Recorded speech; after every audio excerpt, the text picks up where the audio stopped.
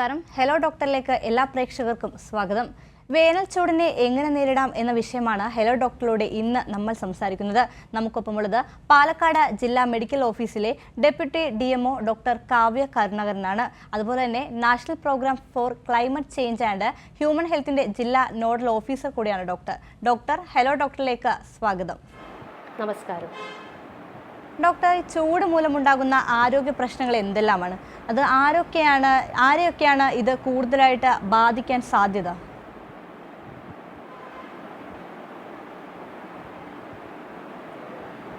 Okay, എന്തായാലും കഴിഞ്ഞ 2 ആഴ്ചയിലുണ്ടായ മഴ മൂലം നമ്മളിത് ചെറുതായൊരു ആശ്വാസമുള്ള ഒരു നിലയിലാണെങ്കിലും നമ്മുടെ വേനൽക്കാലം മുഴുവനായിട്ടും കഴിഞ്ഞു പോയിട്ടില്ല. ചൂട് കൊണ്ടുള്ള പ്രശ്നങ്ങൾ നമ്മളെല്ലാവരെയും ഒരുപോലെ തന്നെ ബാധിക്കുന്നതാണ്. നമ്മൾ വിചാരിക്കുന്നത് പോലെ നമ്മുടെ തൊലിപ്പുറമെ മാത്രം കാണുന്ന പ്രശ്നങ്ങൾ മാത്രമല്ല ഈ പറഞ്ഞ ചൂട് കൊണ്ടുണ്ടാവുന്നത്. നമ്മുടെ ആന്തരിക അവയവങ്ങൾ ഉൾപ്പെടെ ഈ ചൂടിൻ്റേതായ ഒരു പ്രശ്നം കൊണ്ട് ബാധിക്കപ്പെടുന്നതാണ്. നമുക്ക് എല്ലാവർക്കും അറിയാവുന്നതുപോലെ ശരീരത്തിൻ്റെ താപനില ഒരു 36 ഡിഗ്രി തൊട്ട് 38 ഡിഗ്രി വരെയുള്ള ആ ഒരു ടെമ്പറേച്ചർ ലിമിറ്റിലാണ് ശരീരം എപ്പോഴും മെയിൻറ്റെയിൻ ചെയ്യാൻ നോക്കാറ്. അപ്പോൾ നമ്മുടെ അന്തരീക്ഷത്തിലെ താപനില കൂടുതലാവുകയാണെങ്കിലോ കുറയുകയാണെങ്കിലോ അതിനനുസരിച്ച് നമ്മുടെ താപനില തിരിച്ച് നോർമലിലോട്ട് കൊണ്ടുവരാനായിട്ടുള്ള പല സ്റ്റെപ്പുകളും നമ്മുടെ ശരീരം തന്നെ എടുക്കുന്നുണ്ട്. അത് ചൂട് കൂടുതലാവുകയാണെങ്കിൽ, അന്തരീക്ഷത്തിലെ താപനില കൂടുതലാവുകയാണ് മിക്കവാറും നമ്മളത് വേർത്തിട്ടൊക്കെയാണ് നമ്മുടെ ശരീരത്തിൽ നിന്ന് ആ ഒരു താപനില കുറച്ച് നമ്മൾ കൊണ്ടുവരുന്നത്. അപ്പോൾ വേർക്കാനായുള്ള സമയത്ത് നമ്മുടെ ശരീരത്തിലെ രക്തമാണ് ഈ ഒരു ടെമ്പറേച്ചറിനെ കോറിൽ നിന്നും തൊലിയുടെ അടിയിലുള്ള ലെയറിലോട്ട് ബ്ലഡ് സർക്കുലേറ്റ് ചെയ്ത് അങ്ങനെ അത് വേർപ്പിലൂടെ ഇത് ഇവാപ്പറേറ്റ് ചെയ്ത് പോയി ശരീരത്തിൻ്റെ ടെമ്പറേച്ചർ കുറഞ്ഞു പോകുന്നത്. വളരെയധികം ചൂട് കൂടിയിട്ടുള്ള സാഹചര്യങ്ങളിൽ ഈ ഒരു സർക്കുലേഷൻ്റെ റീഡിസ്ട്രിബ്യൂഷൻ നടക്കുമ്പോൾ മിക്കവാറും നമ്മുടെ ആന്തരിക അവയവങ്ങൾ, പ്രത്യേകിച്ചും ആമാശയം, കുടൽ, ലിവർ, കിഡ്നി, അവസാനം ഹാർട്ട് പോലെ തന്നെ നമ്മുടെ തലച്ചോറിന് വരെ ബാധിക്കാവുന്ന ഒരു കണ്ടീഷനിലോട്ട് ഇത് പോകാം. ഇപ്പോൾ ചൂട് ആരെയാണ് ഏറ്റവും കൂടുതൽ ബാധിക്കാൻ പോകുന്നുണ്ടെന്ന് പറഞ്ഞിട്ടുണ്ടെങ്കിൽ അതിൽ ചില ഗ്രൂപ്പുകൾ, ചില വ്യക്തികൾ പ്രത്യേകം കൂടുതൽ ഇത് ബാധിക്കാൻ സാധ്യതയുണ്ട്. പ്രത്യേകിച്ചും കുഞ്ഞുങ്ങൾ, 1 വയസ്സിന് താഴെയുള്ള കുഞ്ഞുങ്ങൾ, അവർ നമ്മൾ വേർക്കുന്നത് പോലെ വേർക്കുന്നുണ്ടായിരിക്കില്ല. പ്രത്യേകിച്ചും മുതിർന്നവരെ അവരുടെ കെയറിനായിട്ട് എപ്പോഴും നോക്കി നിൽക്കുന്നവരാണ്. അതേപോലെ തന്നെയാണ് വാർദ്ധക്യത്തിലോട്ട് പോയിട്ടുള്ളവർ. അവർക്ക് പലതരം ശാരീരിക പ്രശ്നങ്ങളുണ്ടായിരിക്കാം. എല്ലാ ആന്തരിക അവയവങ്ങൾക്കും നമുക്കുള്ളതുപോലെ തന്നെ രക്തോട്ടം ഉണ്ടാവണമെന്നില്ല. പെർഫ്യൂഷൻ കുറഞ്ഞിട്ടുള്ളൊരു സമയമായിരിക്കാം. അപ്പോൾ വളരെയധികം ചൂട് കൂടുതലുള്ളൊരു സമയത്ത് ഈ ഒരു ബ്ലഡിൻ്റെ റീഡിസ്ട്രിബ്യൂഷൻ, നേരത്തെ പറഞ്ഞതുപോലെ ബ്ലഡിൻ്റെ റീഡിസ്ട്രിബ്യൂഷൻ നടക്കുമ്പോൾ അത് ഈ ആന്തരിക അവയവങ്ങളെ ബാധിക്കാം. ഇതുപോലെ തന്നെയാണ് അടുത്തതായി കൂടുതൽ ബാധിക്കാൻ സാധ്യതയുള്ളത് ഗർഭിണികളായ സ്ത്രീകൾ, അതേപോലെ തന്നെ പുറം പ്രദേശങ്ങളിൽ നല്ല വെയിലത്തൊക്കെ ജോലിയിൽ ഏർപ്പെടുന്ന ആൾക്കാർ, അതേപോലെ തന്നെ വീടിനകത്താണെങ്കിലും ഈ ഒരു ചൂടിൻ്റേതായ പ്രശ്നങ്ങൾ നമുക്ക് എപ്പോഴും ബാധിക്കാവുന്നതാണ്. പ്രത്യേകിച്ചും കിടപ്പ് രോഗികളായവർക്കും ഈ ചൂടിൻ്റേതായ പ്രശ്നങ്ങൾ നല്ലോണം ബാധിക്കപ്പെടുന്നതാണ്.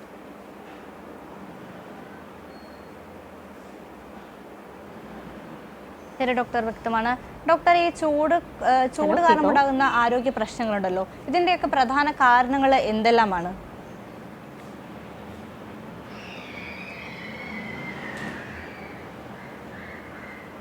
ഓക്കെ, അപ്പോൾ നേരത്തെ പറഞ്ഞതുപോലെ നമ്മുടെ ശരീരത്തിന് സ്വന്തമായ ഒരു ടെമ്പറേച്ചർ റേഞ്ച് മെയിൻറ്റെയിൻ ചെയ്യേണ്ടതുണ്ട്. അപ്പോൾ പുറത്തുള്ള അന്തരീക്ഷ താപനിലയിലുള്ള ആ ടെമ്പറേച്ചർ നമ്മുടെ ശരീരത്തിന് എന്തായാലും ബാധിക്കും. അപ്പോൾ ബാധിക്കുമ്പോൾ ആ ടെമ്പറേച്ചർ കുറച്ച് കൊണ്ടുവരാനുള്ള പല സ്റ്റെപ്പുകളും നമ്മുടെ ശരീരം എടുക്കും. അപ്പോൾ അതിൽ ഏറ്റവും അത്യാവശ്യമായിട്ട് ടെമ്പറേച്ചർ, നമ്മുടെ ശരീരത്തിൻ്റെ താപനില കുറച്ച് കൊണ്ടുവരുന്ന ഒരു മെക്കാനിസമാണ് വിയർത്ത് പോവുക എന്നുള്ളത്. അപ്പോൾ വേർത്ത് പോകുമ്പോൾ എപ്പോഴും നമ്മുടെ വേർപ്പ് ക്രിയേറ്റ് ചെയ്യുന്ന ഗ്രന്ഥികൾ ശരീരത്തിൽ, നമ്മൾ തൊലിക്കകത്ത് തന്നെയുള്ള ഗ്രന്ഥികളാണ്. അപ്പോൾ ഈ തൊലിക്കകത്തുള്ള ഈ ഗ്രന്ഥികളുടെ ഒക്കെ ഒരു ഓപ്പണിംഗ് ഉണ്ട്. വേർക്കും എന്തുണ്ടാവുമെന്ന് വെച്ചാൽ ശരീരത്തിലുള്ള അഴുക്കും പൊടിപടലങ്ങളും എല്ലാം ഒരുമിച്ച് ചേർന്ന് ഈ ഒരു ഗ്രന്ഥികളുടെ ഓപ്പണിങ്ങിനെ അടച്ചു നിർത്താം. അങ്ങനെയാകുമ്പോൾ ഈ ഗ്രന്ഥികളുടെ അകത്ത് ഈ വേർപ്പ് കുഞ്ഞു കൂടുകയും അതിങ്ങനെ കുരുക്കൾ പോലെ വരുന്നത്. അതാണ് നമ്മൾ മിക്കവാറും ഈ ചൂടുകുരു എന്ന രീതിയിൽ കാണുന്നത്. പക്ഷേ വേർക്കുന്നതിനൊപ്പം മറ്റൊരു കാര്യം കൂടെ സംഭവിക്കുന്നുണ്ട്. ശരീരത്തിൻ്റെ ഉള്ളിലുള്ള ജലം നമുക്ക് നഷ്ടപ്പെടുകയാണ് ചെയ്യുന്നത്. അപ്പോൾ വേർത്ത് പോകുമ്പോൾ ആ ജലാംശം നമുക്ക് നഷ്ടപ്പെടുകയും അതിൻ്റെ ഒപ്പം തന്നെ ഇലക്ട്രോലൈറ്റുകളുടെ നഷ്ടവും ഇവിടെ സംഭവിക്കുകയാണ്. ആദ്യമൊക്കെ നമ്മുടെ തലച്ചോറ് ഈ ഒരു ജലാംശം നഷ്ടപ്പെടുന്നത് തിരിച്ചറിയുമ്പോൾ അത് ദാഹമായിട്ട് നമ്മൾക്കത് തോന്നുകയും നമ്മൾ ആ ജലാംശം തിരിച്ച് കൊണ്ടുവരാനായിട്ട് വെള്ളവും അതുപോലെയുള്ള പാനീയങ്ങൾ കുടിക്കുകയും കൂടെ ചെയ്യും. വളരെയധികം ചൂട് കൂടുതലാകുന്ന സമയത്ത് നേരത്തെ പറഞ്ഞതുപോലെ ഈ പറഞ്ഞ രക്തം മറ്റ് അവയവങ്ങൾക്ക്, ആന്തരിക അവയവങ്ങളിലോട്ടുള്ള ഓട്ടം, ആ രക്തത്തിൻ്റെ ഓട്ടം കോംപ്രമൈസ് ചെയ്യുന്ന സമയത്ത് ഈ പറഞ്ഞ പോലെ ആന്തരിക അവയവങ്ങൾക്കും പ്രശ്നങ്ങളുണ്ടാവുക. ഇപ്പോൾ വയറ്, കുടൽ പോലെയുള്ള അവയവങ്ങളെയാണ് ബാധിക്കുന്നതെങ്കിൽ വയറുവേദനയായിട്ടോ ഛർദ്ദിക്കാൻ തോന്നുന്നത് പോലെയൊക്കെ ആയിട്ടായിരിക്കും മിക്കവാറും നമുക്കത് അനുഭവപ്പെടുന്നത്. വളരെ ഗുരുതരമായ ഘട്ടങ്ങളിൽ കിഡ്നീനെ ബാധിക്കുകയോ ഹാർട്ടിനെ ബാധിക്കുകയോ അതും നമുക്ക് സംഭവിക്കാവുന്നതാണ്. ഈ പറഞ്ഞ അസുഖത്തിൻ്റെ ഏറ്റവും ഗുരുതരമായ ഒരു ഘട്ടമുണ്ട്, ഹീറ്റ് സ്ട്രോക്ക് അഥവാ സൂര്യാഘാതം എന്ന് പറയുന്നൊരു ഘട്ടം. ആ ഘട്ടത്തിൽ നമ്മുടെ തലച്ചോറിനെ വരെ ബാധിക്കുന്ന ഒരു കണ്ടീഷനാണ് സൂര്യാഘാതം. അപ്പോൾ ഈ ശരീരത്തിൽ നിന്ന് ജലത്തിൻ്റെ അംശം നഷ്ടപ്പെടുന്നതിനൊപ്പം ഉണ്ടാകുന്ന ആരോഗ്യ പ്രശ്നങ്ങൾ പോലെ തന്നെയാണ് ഓരോ അവയവത്തിലോട്ടും ഈ രക്തം പോകുന്നതിൻ്റെ ആ ഒരു അംശം, പെർഫ്യൂഷൻ കുറയുന്നതിനൊപ്പം ഉണ്ടാകുന്ന ആരോഗ്യ പ്രശ്നങ്ങളും. ശരി ഡോക്ടർ, വ്യക്തമായിട്ട് മനസ്സിലാവുന്നുണ്ട്. അതുപോലെ തന്നെ ഈ ഉഷ്ണതരംഗം എന്ന് പറയുന്നത് ഇതിൻ്റെ വേറൊരു രീതിയാണോ? ഈ സൂര്യതാപം, സൂര്യാഘാതം എന്നൊക്കെ പറയുന്നതും ഉഷ്ണതരംഗം ഇതൊക്കെ ഒന്നാണോ? ഇവ എത്രത്തോളം അപകടകരമാണ് ഡോക്ടർ?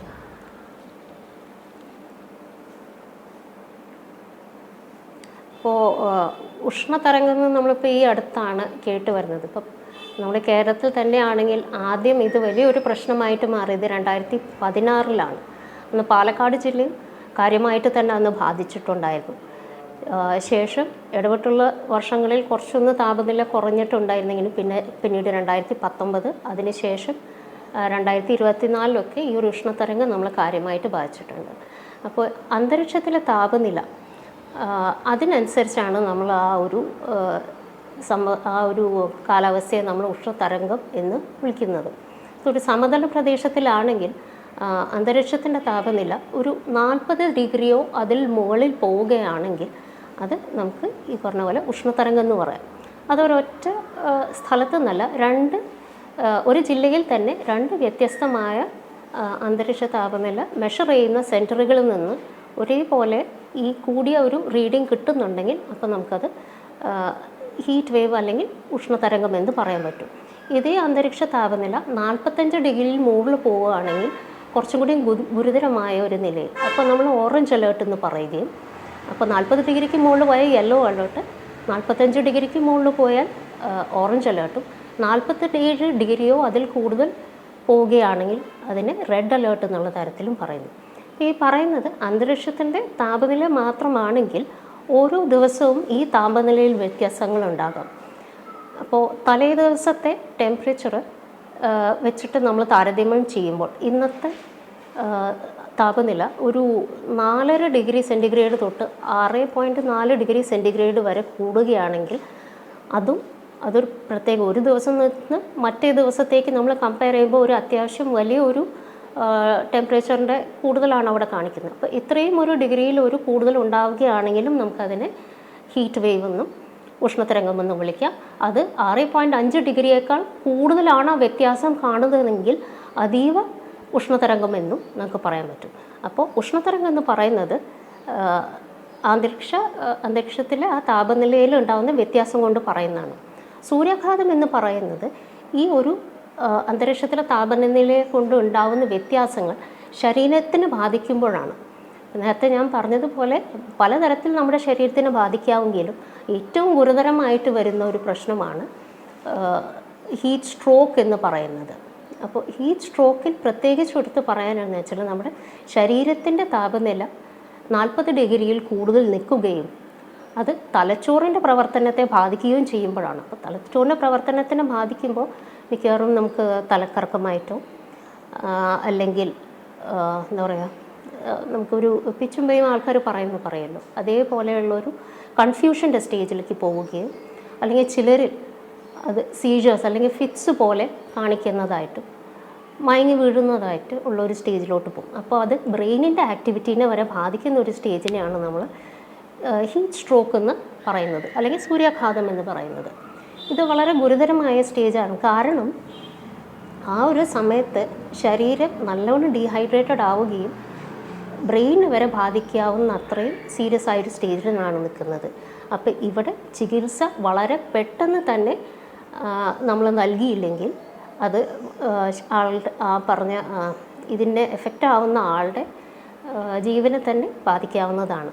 ഇപ്പോൾ സാധാരണ പറയുന്ന പോലെ ആശുപത്രിയിൽ എത്തിയിട്ടുള്ളൊരു ചികിത്സയേക്കാളും കൂടുതൽ ഓൺ സൈറ്റ് എവിടെയാണോ ഇപ്പോൾ ഒരാൾ കുഴഞ്ഞു വീഴാന്ന് വിചാരിക്കുക, ഈ ഒരു ചൂടേറ്റിട്ടൊരാൾ കുഴഞ്ഞു വീഴുകയാണെങ്കിൽ അവിടെ നിന്ന് തുടങ്ങുന്നു അദ്ദേഹത്തിൻ്റെ ചികിത്സ. ആശുപത്രി എത്തുന്നതിന് മുന്നേ അവിടുത്തെ നമ്മുടെ ദൗത്യം അദ്ദേഹത്തിൻ്റെ ശരീരത്തിൻ്റെ താപനില എത്രയും പെട്ടെന്ന് താഴ്ത്തി കൊണ്ടുവരിക എന്ന് തന്നെയാണ്. അപ്പോൾ ആ ഒരു താപനില കൊണ്ടുവരാനുള്ള സ്റ്റെപ്പുകൾ നമ്മളിവിടെ എടുത്തില്ല എങ്കിൽ അപ്പോൾ ഒരു അരമണിക്കൂറിനുള്ളിൽ തന്നെ അദ്ദേഹത്തിൻ്റെ താപനില 40 ഡിഗ്രിക്ക് താഴെ നമുക്ക് കുറയ്ക്കാൻ പറ്റിയില്ല എങ്കിൽ മരണം സംഭവിക്കാനുള്ള സാധ്യത ഒരു 50% ഉണ്ട്. ഒരു പക്ഷേ നമ്മൾ പെട്ടെന്ന് തന്നെ അദ്ദേഹത്തിനെ ഒരു തണലത്തേക്ക് മാറ്റുകയും ശരീരത്തിൻ്റെ ചൂട് കുറയ്ക്കാനായിട്ട് ദേഹത്തേക്ക് നനയ്ക്കുകയോ അല്ലെങ്കിൽ നനഞ്ഞ തുണി വെച്ചിട്ട് അദ്ദേഹത്തിൻ്റെ ദേഹത്തെ നന്നായി തുടച്ചെടുക്കുകയോ ചെയ്യുകയാണ് ആ കോർ ടെമ്പറേച്ചർ നമുക്ക് കുറച്ച് വരാൻ പറ്റുന്നുണ്ടെങ്കിൽ മരണത്തിൻ്റെ സാധ്യത 50-ൽ നിന്നും നമുക്ക് 5% കുറയ്ക്കാൻ പറ്റുന്നതാണ്. അതുകൊണ്ട് തന്നെയാണ് പറയുന്നത് നമ്മുടെ ഹീറ്റ് കൊണ്ടുണ്ടാകുന്ന ഒരു സ്പെക്ട്രം ഓഫ് കണ്ടീഷൻസ് ഉണ്ട്. ഏറ്റവും കാഠിന്യം കുറഞ്ഞതായ ചൂടൂരു മുതൽ ഏറ്റവും ഗുരുതരമായ ഹീറ്റ് സ്ട്രോക്ക് വരെ. ഹീറ്റ് സ്ട്രോക്കിൽ മരണസാധ്യത വളരെയധികം കൂടുതലുമാണ്.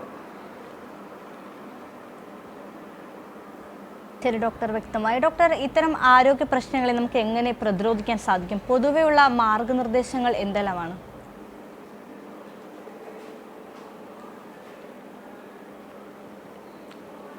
അപ്പോൾ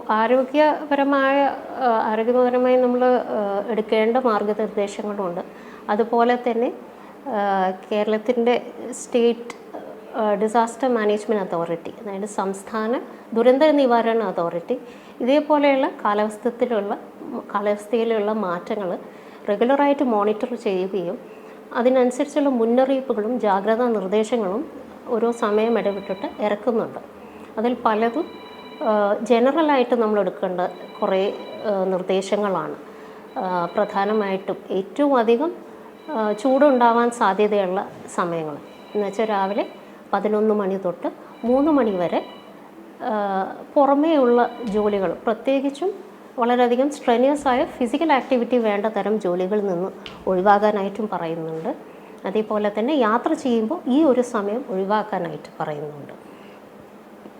ഇതേപോലെ തന്നെയാണ് ഇനിയിപ്പോൾ നമ്മൾ കുറച്ച് പരിപാടികൾ നടത്തുകയാണ്, പൊതു ചടങ്ങുകൾ അങ്ങനെ നടത്തുന്നുണ്ടെങ്കിൽ തണലുള്ള ഭാഗത്തേക്ക് മാറ്റി നടത്താനായിട്ടും ഉള്ള നിർദ്ദേശം ഇതിനൊപ്പം വന്നിട്ടുണ്ട്. അപ്പോൾ ഹെൽത്തിൻ്റെ ഭാഗത്തുനിന്ന് നോക്കുകയാണെങ്കിൽ നമ്മൾ ഏറ്റവും ആദ്യം പറയുന്നതെന്ന് വെച്ചിട്ടുണ്ടെങ്കിൽ ഈ സമയത്ത് ചൂട് കാലങ്ങളിൽ എപ്പോഴും നമ്മുടെ ഡ്രസ്സിങ്ങിലാണ് നമ്മൾ കുറച്ചും കൂടി ഒന്ന് കോൺഷ്യസ് ആവേണ്ടത്. ഒന്ന് ടൈറ്റ് അല്ലാത്തതായ നല്ല ലൂസായിട്ട് ഫിറ്റ് ചെയ്യുന്ന തരത്തിൽ ഉള്ള കോട്ടൺ വസ്ത്രങ്ങൾ ധരിക്കാനായിട്ട് ശ്രമിക്കുക. നമുക്കത് വളരെ ടൈറ്റായ വസ്ത്രങ്ങളാകുമ്പോൾ വേർത്ത് പോകാനുള്ളതും അസ്വസ്ഥത കൂടാനുള്ള സാധ്യതകളും കൂടുതലാണ്.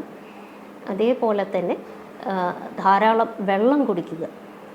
നമുക്ക് നേരത്തെ പറഞ്ഞല്ലോ, നമ്മൾ വേർത്ത് പോകുമ്പോൾ ശരീരത്തിൻ്റെ അകത്തുനിന്ന് ജലത്തിൻ്റെ അംശമാണ് നമുക്ക് നഷ്ടപ്പെട്ടു പോകുന്നത്. അതുകൊണ്ട് തന്നെ എത്രയും ജലാംശം ശരീരത്തിനകത്തോട്ട് കയറാവോ അത്രയും കുടിക്കാൻ നോക്കുക. സാധാരണ ഒരു കാലാവസ്ഥയിൽ തന്നെ നമ്മളൊരു 3 ലിറ്ററിനടുത്ത് വെള്ളം കുടിക്കുന്നുണ്ടെങ്കിൽ ഇപ്പോൾ ഉള്ള താപനിലയ്ക്ക് അനുസരിച്ച് അതിലും കൂടുതൽ വെള്ളം, എന്നുവെച്ചാൽ ദാഹം തോന്നുന്ന സമയത്ത് മാത്രം വെള്ളം കുടിക്കുക എന്നുള്ളതിൽ മാറ്റി ഇടവിട്ടിട്ട് ഇടയ്ക്കിടയ്ക്ക് വെള്ളം കുടിക്കാനായിട്ട് നമ്മൾ ശ്രമിക്കണം. അതിനൊപ്പം തന്നെ ഇലക്ട്രോലൈറ്റ്സ് അടങ്ങിയ, നമ്മൾ സോഡിയം പൊട്ടാസ്യം എന്ന് പറയുന്ന പോലെ ഇലക്ട്രോലൈറ്റ്സ് അടങ്ങിയ പാനീയങ്ങളായിരിക്കും കുറച്ചും കൂടി കുടിക്കുന്നത് നല്ലത്. ഉദാഹരണത്തിന് ഇപ്പോൾ നമ്മൾ നാരങ്ങ പിഴിഞ്ഞിട്ട് ഉപ്പിട്ട് നാരങ്ങ പിഴിഞ്ഞ് കുടിക്കുകയോ അല്ലെങ്കിൽ മോര് വെള്ളം കുടിക്കുകയോ അതൊക്കെ ചെയ്യുന്നത് വളരെയധികം നന്നായിരിക്കും. തണുപ്പ് നൽകുന്ന തരം പഴങ്ങളും പച്ചക്കറികളും കഴിക്കാനായിട്ട് നമ്മൾ ശ്രമിക്കണം. ഇടയ്ക്കിടയ്ക്ക് ശരീരം നല്ല വേർക്കുന്ന സമയത്താണെങ്കിൽ നനഞ്ഞ തോർത്തോ അല്ലെങ്കിൽ സാധാരണ വെള്ളത്തിൽ തന്നെ മുക്കിപ്പിഴിഞ്ഞിട്ടുള്ള തോർത്ത് വെച്ച് ദേഹം തുടച്ചെടുക്കുക. പ്രത്യേകിച്ച് കുട്ടികളും ഈ പറഞ്ഞ പോലെ കിടപ്പിലായ രോഗികളിൽ ഈ ഒരു കാര്യം നമ്മൾ പ്രത്യേകിച്ചും ശ്രദ്ധ കേന്ദ്രീകരിക്കേണ്ടതാണ് അവരുടെ കാര്യത്തിൽ. അപ്പോൾ സ്കിന്ന് ക്ലീനാക്കി വയ്ക്കുക. ഇനി യാത്രാ സമയത്താണെങ്കിൽ, ഇപ്പോൾ ഒരു നീണ്ട യാത്രാ സമയത്താണെങ്കിൽ, നല്ല വെയിലത്തുള്ള ഒരു സമയത്ത് നമുക്ക് വളരെയധികം ക്ഷീണം തോന്നുന്നുണ്ടെങ്കിൽ തണലുള്ള ഭാഗത്തേക്ക് മാറി നിൽക്കുക. അതേപോലെ തന്നെ റെസ്റ്റ് ഇടയ്ക്ക് എടുക്കുക. ഇത്രയും ഫിസിക്കൽ എക്സസൈസിൽ ഉൾപ്പെടുന്ന ആൾക്കാർ കണ്ടിന്യൂസ് ആയത് ചെയ്യാതെ കുറച്ചൊന്ന് മാറി നിന്ന് റെസ്റ്റ് എടുത്ത് ശരീരം പഴയതുപോലെ ഒന്ന് ആവുന്നത് വരെ ഒന്ന് വെയിറ്റ് ചെയ്യാവുന്നതാണ്. പൂളുന്തുരുത്തിൽ നിന്നും സുജ ചേരുന്നുണ്ട്. സുജ, ഡോക്ടറോട് ചോദിച്ചോളൂ.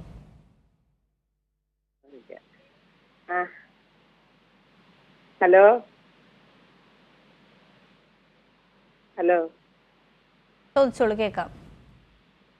ഹലോ, എൻ്റെ കൊച്ചിന് 6 മാസമായ കുട്ടിയാണ്. ശരീരം മുഴുക്ക വെള്ളം പോലെയാണ്. പിടിച്ചു നോക്കുമ്പോ എപ്പോഴും വെള്ളം കണക്കുള്ളതാണ്. വെള്ളം കണക്ക്. ഈ ചൂട് സമയമാണെങ്കിലും ശരീരം പിടിച്ചു നോക്കുമ്പോൾ തുളുതുളാതെ ഭയങ്കര വെള്ളമാണ്. അതെന്താണ് അങ്ങനെ ആവണമെന്ന് അറിയാൻ വയ്യ.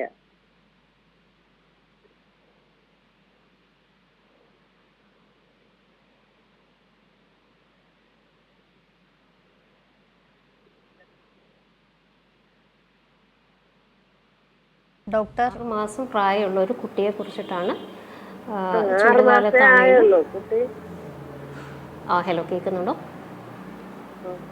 അതെ അതെ. ശരീരത്തിൽ കുട്ടിയുടെ ചർമ്മത്തിൽ വേറെ ചേഞ്ചുകൾ എന്തെങ്കിലും കാണുന്നുണ്ടോ? അല്ലല്ല, വേറെ ഒന്നുമില്ല. വേറെ ഒന്നുമില്ല. നിഷിൽ ഇന്നലെ കൊണ്ടുപോയി അപ്പോയിൻമെന്റ് എടുത്തിട്ട് വന്ന്. ഓക്കെ. വേറെ ഒന്നും കാണുന്നില്ല. കുട്ടി നന്നായി പാല് കുടിക്കുന്നുണ്ടല്ലോ? പാല് കുടിക്കുന്നുണ്ട്. പക്ഷെ ശരീരം എപ്പോഴും നോക്കുമ്പോഴും വെള്ളം കണക്കാണ്. പച്ച വെള്ളം എങ്ങനെ മൂത്രം നന്നായി പോകുന്നുണ്ട്. മൂത്രമൊക്കെ പോകുന്നുണ്ട്. ഉണ്ട് ഉണ്ട്. കുട്ടി ഉണർന്ന് തന്നെയാണ് ഇരിക്കുന്നത്. അത്യാവശ്യം ആ ഒരു സമയത്ത് ഇടയ്ക്കിടയ്ക്ക് എഴുന്നേൽക്കുന്നുണ്ട്, പാല് കുടിക്കുന്നുണ്ട്, അതിനനുസരിച്ച് മൂത്രവും പോകുന്നുണ്ട്. അപ്പോൾ ഈ ചൂട് കൊണ്ടുള്ള നമ്മൾ വലിയവർക്കും ഉണ്ടാകുന്ന തരത്തിലുള്ള വേർപ്പ് തന്നെയായിരിക്കും കുട്ടിക്ക് ഉണ്ടാവുന്നുള്ളൂ. പക്ഷേ എന്തായാലും ചർമ്മത്തിൽ വേറെ വ്യത്യാസങ്ങളൊന്നും ഇല്ലാത്തത് തന്നെ വളരെ നല്ല കാര്യമാണ്. ഇവിടെ നമ്മൾ ശ്രദ്ധിക്കേണ്ട ഒരു കാര്യം എന്ന് വെച്ചിട്ടുണ്ടെങ്കിൽ ആ കുട്ടിയുടെ ദേഹം ഇടയ്ക്കിടയ്ക്ക് നമ്മൾ ഈ വേർപ്പ് അവിടെ കെട്ടി നിൽക്കാതെ തന്നെ തുടച്ചെടുക്കാനായിട്ട് ശ്രമിക്കണം. നനഞ്ഞ ഒരു തോർത്തോ തണുപ്പ് വെള്ളത്തിൽ മുക്കിപ്പിഴിഞ്ഞ ഒരു തോർത്തോ വെച്ചിട്ട് കുട്ടിയുടെ ശരീരഭാഗങ്ങളൊന്നും നന്നായി തുടച്ചെടുക്കുക. പ്രത്യേകിച്ചും കഴുത്ത്, കക്ഷം, തുടകളുടെ ഇടയിലുള്ള ഭാഗങ്ങളും പ്രത്യേകം എടുത്തിട്ട് നോക്കണം. അവിടെയൊക്കെ വിയർപ്പ് കെട്ടി നിന്നാൽ ആ തൊലിയുടെ ഇടയിലുള്ള മടക്കുകളിൽ പെട്ടെന്ന് തന്നെ തൊലി അവിടുന്ന് മുറിഞ്ഞു പോകാനും എന്താ പറയുക ഇറോഡ് ചെയ്ത് പോകാനുള്ള സാധ്യതകളുണ്ട്. തൽക്കാലം തൊലിപ്പുറമെ വേറെ പ്രശ്നമില്ലാത്തതൊക്കെ വളരെ നല്ലത് തന്നെയാണ്. എന്താ കേട്ടില്ല?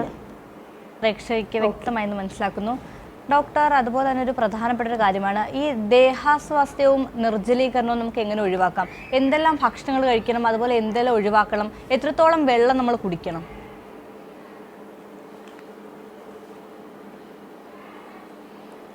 നേരത്തെ ഒരു ചോദ്യത്തിന് ഉത്തരം പറഞ്ഞതുപോലെ നമ്മൾ സാധാരണ ഒരു ദിവസം തന്നെ ശരീരത്തിന് ഒരു 1 മുതൽ 1.5 ലിറ്ററോളം നമ്മുടെ ശരീരത്തിൽ നിന്ന് മൂത്രമായിട്ട് തന്നെ എന്താ പറയുക വെള്ളം ശരീരത്തിൽ നിന്ന് നമുക്ക് നഷ്ടപ്പെടുന്നതാണ്. അതുകൂടാതെയാണ് ഈ പറഞ്ഞ പോലെ വേർപ്പും ആയിട്ടും ശരീരത്തിൽ നിന്ന് ജലാംശം നമുക്ക് നഷ്ടപ്പെടുന്നത്. ചൂടുകാലത്ത് ശരീരത്തിൻ്റെ താപനില കുറച്ച് കൊണ്ടുവരുന്നതിനായിട്ട് കുറച്ചധികം നമുക്ക് ജലാംശവും അതിൻ്റെ ഒപ്പം തന്നെ ഇലക്ട്രോലൈറ്റ്സ് നഷ്ടമാകുന്നു. അപ്പോൾ ഇത് കോമ്പൻസേറ്റ് ചെയ്യാനായിട്ട് എന്താ പറയുക പാനീയങ്ങൾ നമ്മൾ നല്ലവണ്ണം കുടിക്കേണ്ടതുണ്ട്. വെള്ളം ഉൾപ്പെടെയുള്ള മറ്റ് തണുത്ത പാനീയങ്ങളും നേരത്തെ പറഞ്ഞതുപോലെ മോരും വെള്ളം, കരിക്കും വെള്ളം, അങ്ങനെ എന്ത് വേണമെങ്കിലും നമുക്ക് കുടിക്കാം. പക്ഷെ അവിടെ നമ്മൾ ശ്രദ്ധിക്കേണ്ടതെന്ന് വെച്ചിട്ടുണ്ടെങ്കിൽ പുറത്ത് യാത്ര ചെയ്യുന്നവർ മിക്കവാറും നല്ല ദാഹം തോന്നുന്ന സമയത്ത് ഏതെങ്കിലും ഒരു കടയിൽ പോയി ഒരു ഫ്രഷ് ജ്യൂസോ അല്ലെങ്കിൽ സോഡ പോലെയുള്ള പാനീയങ്ങൾ കുടിക്കാനുള്ളൊരു സാധ്യത എപ്പോഴും കൂടുതലാണ്. എപ്പോഴും ആരോഗ്യവകുപ്പ് പറയുന്ന ഒരു വാക്യം എന്താണെന്ന് വെച്ചാൽ എങ്ങനെ വെള്ളം കുടിച്ചാലും നമ്മൾ തിളപ്പിച്ചാറ്റിയ വെള്ളം തന്നെ കുടിക്കേണ്ടതാണ്. തിളപ്പിച്ചാറ്റാതെ തണുപ്പ് മെയിൻറ്റെയിൻ ചെയ്യാത്തുള്ള വെള്ളം എപ്പോഴും ഇൻഫെക്ഷൻ വരാനുള്ള മറ്റ് ഇൻഫെക്ഷനുകൾ, ഇപ്പം ഹെപ്പറ്റൈറ്റിസ് എ, മഞ്ഞപ്പിത്തം ഉണ്ടാക്കുന്ന ഹെപ്പറ്റൈറ്റിസ് എ പോലുള്ള ഇൻഫെക്ഷൻ ഉണ്ടാകാനുള്ള സാധ്യതകൾ കൂടുതലുള്ളതാണ്. അതുകൊണ്ട് നമ്മൾ പുറമേ നിന്നും പാനീയങ്ങൾ കുടിക്കുന്നുണ്ടെങ്കിലും നല്ല റെപ്യൂട്ടഡ് ആയിട്ടുള്ളതോ അല്ലെങ്കിൽ നമുക്ക് വിശ്വസിക്കാൻ പറ്റുന്ന ആ വെള്ളത്തിൻ്റെ സ്രോതസ്സിന് നമുക്ക് നല്ലതാണെന്ന് നമുക്ക് വിശ്വസിക്കാൻ പറ്റുന്നതും തിളപ്പിച്ചാറ്റിയിട്ടുള്ള വെള്ളം ഉപയോഗിക്കുന്നു എന്ന് ഉറപ്പുള്ള തരത്തിലുള്ള സ്ഥലങ്ങളിൽ കുടിച്ചാൽ മതി. അല്ലെങ്കിൽ യാത്ര ചെയ്യുമ്പോൾ എപ്പോഴും നമ്മുടെ വെള്ളം കയ്യിൽ കരുതുക. ഈ പറയുന്നത് പോലെ നമുക്ക് ദാഹം തോന്നുന്നത് വരെ കാത്തു നിൽക്കണം എന്നില്ല. ഒരു 3/4 മണിക്കൂർ കൂടുമ്പോൾ വെള്ളം കുടിക്കുന്നതായിരിക്കും എപ്പോഴും നല്ലത്. അതിൻ്റെ ഒപ്പം ഈ പറഞ്ഞ പോലെ ഇലക്ട്രോലൈറ്റ്സ് ഉണ്ടാകുമ്പോൾ അത്രയും നല്ലത്. ഇതിൽ ഒഴിവാക്കേണ്ട ചില പാനീയങ്ങളുണ്ട്. അപ്പോൾ ഈ പറഞ്ഞ പോലെ മൂത്രത്തിൽ കൂടെ വെള്ളം ധാരാളം പോകാൻ സാധ്യത ഉണ്ടാക്കുന്ന ഒരു സാഹചര്യം ഉണ്ടാക്കുന്ന തരം പാനീയങ്ങൾ, ചായ ആകാം, കാപ്പിയാകാം, ആൽക്കഹോളിക് ബെവറേജസ് ആവാം. അങ്ങനത്തെ സാധനങ്ങൾ നമ്മൾ എന്തായാലും ഒഴിവാക്കേണ്ടതാണ്. കാർബണേറ്റഡ് ആയ പാനീയങ്ങൾ, സോഡ പോലെയുള്ള കാർബണേറ്റഡ് ആയിട്ടുള്ള സോഫ്റ്റ് ഡ്രിങ്ക്സ്, അതൊക്കെ നമ്മൾ ഈ ഒഴിവാക്കുന്നതായിരിക്കും നല്ലത്. ഭക്ഷണത്തിൻ്റെ ഇനത്തിൽ ഈ പറയുന്നത് പോലെ ജലാംശം കൂടുതലുള്ള തരം പഴങ്ങളോ പച്ചക്കറികളോ കഴിക്കുന്നത് തന്നെയാണ് നമുക്കെപ്പോഴും നല്ലത്. നമ്മളിപ്പോൾ പുറത്ത് പോയാലും എപ്പോഴും കാണുന്നുണ്ടായിരിക്കുക വാട്ടർമെലൺ പോലെയുള്ള, തണ്ണിമത്തൻ പോലെയുള്ള ഫ്രൂട്ട്സ് എപ്പോഴും നമുക്ക് അത്യാവശ്യമുണ്ട്. അതേപോലെ അതൊക്കെ നോക്കിക്കഴിഞ്ഞാൽ വാട്ടർ കണ്ടൻറ്റ് നല്ല കൂടുതലാണ്. അത്തരം ഭക്ഷണങ്ങളിലോട്ട് നമ്മൾ കോൺസെൻട്രേറ്റ് ചെയ്യാണ് ശരിക്കും വേണ്ടത്. ശരി ഡോക്ടർ, വ്യക്തമാണ്. ഇപ്പം സൂര്യാഘാതമോ സൂര്യതമോ ഒക്കെ സംശയിച്ചാൽ ചെയ്യേണ്ട പ്രഥമ ശുശ്രൂഷകൾ എന്തെല്ലാമാണെന്നൊക്കെ ഡോക്ടർ പറഞ്ഞിരുന്നു. അപ്പോൾ അതുപോലെ ഒരു പ്രധാനപ്പെട്ട ചോദ്യമാണ്, ഈ നേരിട്ടുള്ള ആരോഗ്യ പ്രശ്നങ്ങളല്ലാതെ ചൂട് കൊണ്ടുണ്ടാകുന്ന മറ്റ് വേനൽക്കാല രോഗങ്ങൾ എന്തെല്ലാമാണ്?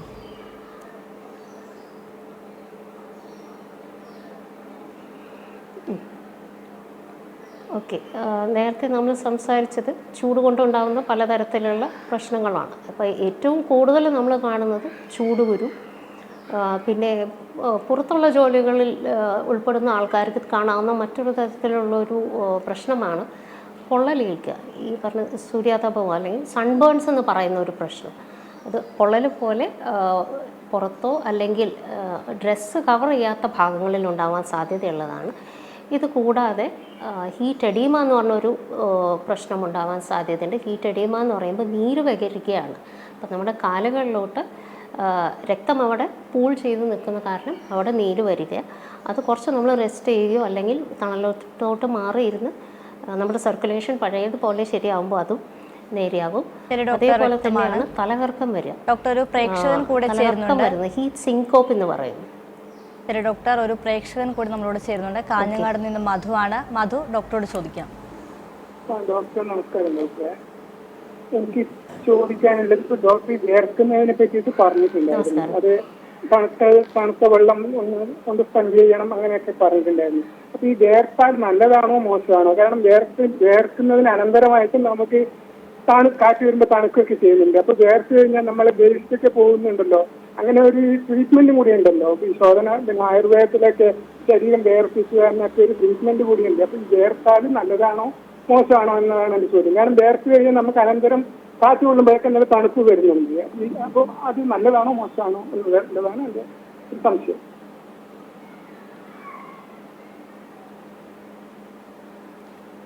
അപ്പോൾ നേരത്തെ പറഞ്ഞത് ശ്രദ്ധിച്ചിട്ടുണ്ടായിരുന്നെങ്കിൽ, വിയർക്കുക എന്ന് പറയുന്നത് ശരീരത്തിൻ്റെ സ്വന്തമായ ഒരു ടെമ്പറേച്ചർ കുറയ്ക്കാനുള്ള ഒരു മെക്കാനിസമാണ് വിയർക്കുക എന്നുള്ളത്. നാച്ചുറലായ ഒരു ബോഡിയുടെ ഒരു റിയാക്ഷനാണ് ചൂടിനോട് ആ ടെമ്പറേച്ചർ കുറയ്ക്കാനുള്ളത്. ഇപ്പോൾ എന്താ പറയുക, ആയുർവേദം പോലുള്ള ചികിത്സാ രീതികളിൽ ഇത് എങ്ങനെയെന്നുള്ളത് പറയാൻ ഞാനൊരു എക്സ്പേർട്ടല്ല. അപ്പോൾ അതിനെക്കുറിച്ചുള്ള ഒപ്പീനിയൻ എനിക്ക് പറയാൻ പറ്റില്ല. പക്ഷേ വിയർക്കുന്നത് നമ്മുടെ ശരീരത്തിൻ്റെ ടെമ്പറേച്ചർ കുറയ്ക്കാനാണ്. പക്ഷേ വളരെയധികം ഹൈ ടെമ്പറേച്ചർ ഉണ്ടാകുന്ന സമയത്ത് ഈ വിയർക്കാനുള്ള നമ്മുടെ സാധ്യതയെ വളരെയധികം ശരീരത്തിനെ ബാധിക്കുകയും വളരെ ഹൈ ടെമ്പറേച്ചറിൽ, ഇപ്പോൾ നേരത്തെ പറയുന്ന പോലെ ഉഷ്ണതരംഗം പോലെയുള്ള ഒരു ടെമ്പറേച്ചറിൽ സൺസ്ട്രോക്ക് പോലെ, ഈ സൂര്യാഘാതം പോലെയുള്ള ഒരു സിറ്റുവേഷനിൽ മിക്കവാറും ഇതിൻ്റെ എഫക്റ്റ് ഉണ്ടായ ആ ഒരു വ്യക്തിയുടെ ശരീരം തൊട്ട് നോക്കിയാൽ വളരെ ഡ്രൈ ആയിട്ടായിരിക്കും കാണുന്നുണ്ട്. നല്ല ചുട്ടു പൊള്ളിയതും ഡ്രൈ ആയിട്ടുള്ള ഒരു സ്കിന്നായിരിക്കും മിക്കവാറും കാണുന്നുണ്ടായിരിക്കില്ല.